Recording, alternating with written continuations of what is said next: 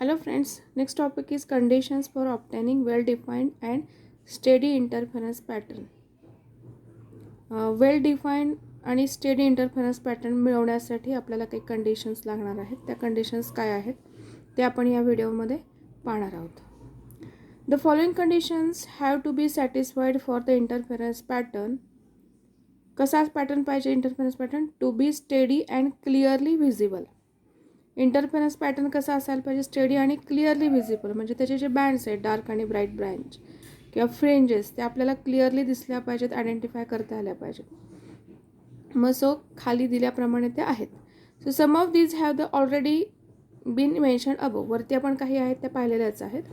हाऊएव्हर we listen them all here for the completeness. मग आता let us see the conditions. The first condition is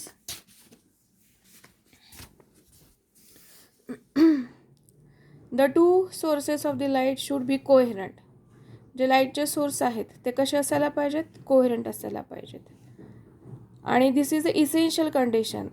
सगळ्यात primary ही conditions आहेत की interference पॅटर्नसाठी आपल्याला जे सोर्सेस लागतात ते कसे असायला पाहिजेत? कोहेरंट असायला पाहिजे. आणि कोहेरंट म्हणजे काय की जे लाईटच्या वेळेस त्याच्यातून सोर्समधनं इमिट होतं त्यांचा ॲम्प्लिट्यूड सेम असायला पाहिजे, फ्रिक्वेन्सी सेम असायला पाहिजे, आणि फेज डिफरन्स जो असेल दोन सोर्समधनं ज्या लाईटच्या वेव्ज येतात त्यांच्यातला फेज डिफरन्स एकतर कॉन्स्टंट असायला पाहिजे किंवा त्या दोन्ही वेव्ज आहेत त्या इनफेज असायला पाहिजेत. असे जे लाईटचे सोर्स असतात त्याला कोहेरंट म्हणतात.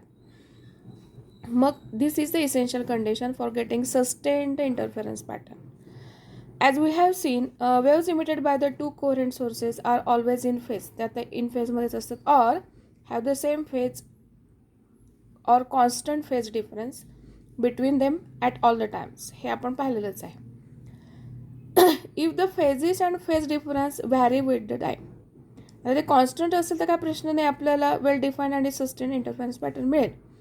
पण फेज आणि फेज डिफरन्स जर टाईमनुसार व्हॅरी होत असेल तर the positions of Maxima and minima will also change with the time. त्या टाईमनुसार जर का फेज डिफरन्स कॉन्स्टंट नाही आहे, व्हॅरी होतो आहे, तर मग मॅक्झिमा आणि मिनिमा तो सुद्धा व्हॅरी होणार. And the interference pattern will not be steady. जो इंटरफेरन्स पॅटर्न आहे तो आपला स्टेडी नसेल. So for this reason it is preferred that the two secondary sources use in the interference experiment are derived from a single original source. So मग ह्या कारणासाठीच की जे आपण secondary source of light interference एक्सपेरिमेंटसाठी वापरतो ते कसे असायला पाहिजेत? They should be derived from a single original source as shown in the figure 7.10. म्हणजे कसे असायला पाहिजेत? तर ती जी फिगर आहे ही, दिस फिगर कुठली? ही की जे आपल्याला स्टेडी इंटरफेरन्स पॅटर्नसाठीचे जे सोर्सेस लागतात दे should be derived from a single source. की हा एक सिंगल सोर्स आहे त्याच्यापासून आपण हे दोन कोहेरंट सोर्सेस मिळवलेत की जेणेकरून आपल्याला सस्टेन वेल डिफाईन्ड इंटरफेरन्स पॅटर्न मिळेल. So this is the first condition. Second condition, the to sources of light must be monochromatic. लाईटचे सोर्स आपण जे वापरतो तर दे शुड बी और दे मस्ट बी कसे आहेत? Monochromatic. Mono means single, Chrome means colour. जे आपण लाईटचे सोर्स वापरतो त्यांचा कलर एकच असला पाहिजे, मोनोच असला पाहिजे. As can be seen from the condition for the bright and dark fringes, the position of this fringes as well as width of the fringes depend upon, म्हणजे डार्क आणि ब्राईट फ्रिंजेस कुठलेही असू दे त्यांची पोझिशन आणि त्यांची जी width आहे, the position and width depend upon the wavelength of the light. जर आपण ते फॉर्म्युला बघितले, बघा जे पोझिशनचं फॉर्म्युला काय आहे बघा, Y N is equal to N lambda capital D upon small D. आणि विड्थचा हा जो फॉर्म्युला बघितला तर lambda capital D upon small D. म्हणजे दोन्ही फॉर्म्युल्यामध्ये इथे जे लॅम्बडा आहे त्याच्यावरती विड्थ डिपेंडंट आहे, ॲज वेल ॲज ब्राईट आणि डार्क बँडसाठीची जी पोझिशन आहे ती पण डिपेंडंट आहे. तोच पॉईंट इथं एक्सप्लेन केलेला आहे.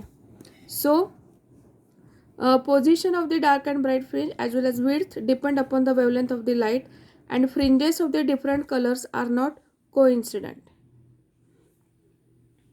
So resultant pattern contains coloured overlapping bands. त्यामुळे रिझल्टंट पॅटर्न आहे त्याच्यामध्ये कलर्ड बँड मिळणार आपल्याला आणि ते एकमेकांना ओव्हरलॅप करणार. ठीक आहे, म्हणजेच आपल्याला proper well define sustain interference pattern मिळणार नाही. तो मिळवण्यासाठी मोनोक्रोमॅटिक लाईट पाहिजेत. So in fact original Young's experiment was with pin holes not slits. जो यंग्सचा जो ओरिजिनल एक्सपेरिमेंट आहे त्याच्यामध्ये स्लिट्स नव्हत्या तर पिन होल्स होत्या. आणि sunlight and for sunlight producing coloured interference pattern with central point as a white. त्या एक्सपेरिमेंटमध्ये सनलाईट त्यांनी यूज केला होता आणि त्यावेळेला मग सेंट्रल पॉईंट आहे तो व्हाईट मिळालेला यंग्सनी जेव्हा एक्सपेरिमेंट केला होता तेव्हा. Third condition, two interfering waves must have the same amplitude. ज्या वेगवेगळ्या दोन सोर्सपासून लाईट वेव्ह येत आहेत त्यांचं ॲम्प्लिट्यूड कसला असलं पाहिजे, सेम असायला पाहिजे. ही थर्ड कंडिशन आहे. Only if the amplitudes are equal, intensity of the dark fringe is 0 and contrast between the bright and dark fringes will be maximum. ठीक आहे. Fourth point, the separation between the two slits must be small in comparison to the distance between the plane containing the slits and the observing screen. The separation आहे दोन स्लिटमधलं बघा, the separation between the to slit must be small in comparison to, compare केलेलं आहे, distance between the plane containing slit and the observing screen. म्हणजेच काय, small D आणि capital D ह्यांच्यात कंपॅरिझन केलं आहे. स्मॉल डी म्हणजे कुठला आहे, दोन स्लिटमधलं डिस्टन्स, आणि स्लिट आणि स्क्रीनमधलं डिस्टन्स म्हणजे कॅपिटल डी. हे जे कंपॅरिझ केलं तर स्मॉल डी हा that should be very very less than capital D. म्हणजे कॅपिटल डी हा मोठा असला पाहिजे, ग्रेटर असला पाहिजे. This is the necessary as only in this case width of the fringe will be sufficiently large to be measurable and fringes are well separated and can be clearly seen. Next condition, fifth condition, the to slit should be narrow. ज्या आपल्या slits असतील त्या कशा असल्या पाहिजेत, narrow असायला पाहिजेत. If the slits are broad, त्या जर वाईड असतील, ब्रॉड असतील, then the distance from the different point along the slit to give a point on the screen are significantly different. मग स्क्रीनवरती आपल्याला प्रॉपर व्यवस्थित इंटरफेरन्स मिळणार नाही. And therefore waves coming through the same slit will interfere among themselves causing blurring of the interference pattern. म्हणजेच काय, स्लिटची width जर का ॲक्च्युली हा पॉईंट इथं आपण इथं कव्हर झालेला आहे पहा इथे, की स्लिटची विड्थ जर का वाईड असेल for the wide slit, the waves reaching the point on the screen from different points along the single slit. म्हणजे स्लिटची जर का विड्थ जास्त असेल, हा पॉईंट मी असा एक्सप्लेन केला होता की जी स्लिट आपली जर का अशी वाईड असेल तर त्या स्लिटमधनं लाईटच्या वेव्स येतात, प्रत्येक पॉईंट असेल that will act as a secondary source of light. आणि मग स्क्रीनवरती आपल्याला तसानुसार ब्लड इंटरफेरन्स पॅटर्न मिळणार. म्हणून स्लिट्स ज्या आहेत त्या कशा असल्या पाहिजेत, नॅरो, की जेणेकरून आपल्याला क्लिअरली शार्प इंटरफेरन्स पॅटर्न मिळेल. The last condition, the two waves should be in the same state of polarisation.